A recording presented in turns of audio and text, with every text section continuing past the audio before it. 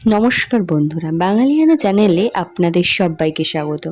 আজকে একটা নিয়ম শৃঙ্খলার মতন ভিডিও নিয়ে চলে এসেছি। আজকে আমাদের হিন্দু ধর্মের একটা নিয়ম রয়েছে গোটা ষষ্ঠী। তার জন্য গোটা গোটা সব কিছু চচ্চড়ি বানাতে হবে। ওই জন্য শয়তা পালংকে প্রথমে লবণ দিয়ে সিদ্ধ করে নিচ্ছি। আজকে কিন্তু অনেকটা গোটা ষষ্ঠী তৈরি করব। ওই জন্য একটা বড় কড়াইতে এটা করছি।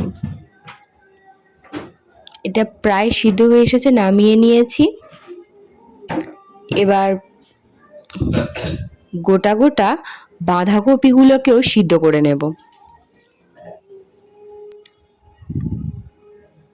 দেখেছেন কত বাঁধাকপি লবণ দিয়ে সিদ্ধ করে নিয়েছি ঢাকা ঢাকা দিয়ে। সিদ্ধ করা হয়ে গেছে, এবার নামিয়ে নিচ্ছি।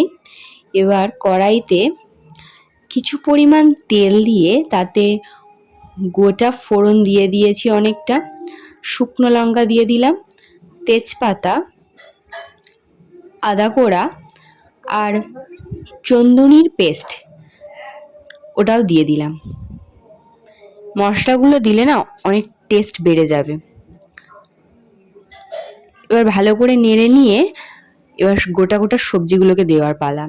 প্রথমে গাজরগুলোকে দিয়ে দিয়েছি, তারপর বিটকপি, আলু, ওলকপি, শিম, বিন কড়াই, লঙ্কা, ফুলকপি, মটরশুঁটি নাড়াচাড়া করে, আর কাঁচা টমেটো, কড়াইশুঁটি, বেগুন, বেঁতে শাক, সজনের কুঁড়ি, পালং শাক, ধনে পাতা। এর মধ্যে একটা টুইস্ট আছে, আপনারা জানেন এগুলো কিন্তু সব কিছু নটা নটা করে আছে। এটা কিন্তু চচ্চড়ির নিয়ম। আর সব কিছু লবণ আর চিনি দিয়ে ভালো করে সিদ্ধ করে নিচ্ছি। আর যে সিদ্ধ করে রেখেছিলাম শয়তা পালং, ওইগুলোকেও দিয়ে দিচ্ছি। দিয়ে এবার নাড়বো। একটু নাড়াচাড়া করে নিয়ে বাঁধাকপিগুলোকেও দিয়ে দেব, যেগুলো আগে থেকে সিদ্ধ করে রেখেছিলাম। দেখুন প্রায় হয়ে এসেছে আমার গোটা ষষ্ঠী চচ্চড়ি। আপনাদের কাদের কাদের হয়ে গেছে আর কাদের কাদের বাকি আছে অবশ্যই কিন্তু কমেন্টে জানাবেন। আর গোটা ষষ্ঠীর চচ্চড়ি কালকের কারা কারা খেতে চান অবশ্যই আমাদের বাড়িতে চলে আসবেন। এখন টাটা।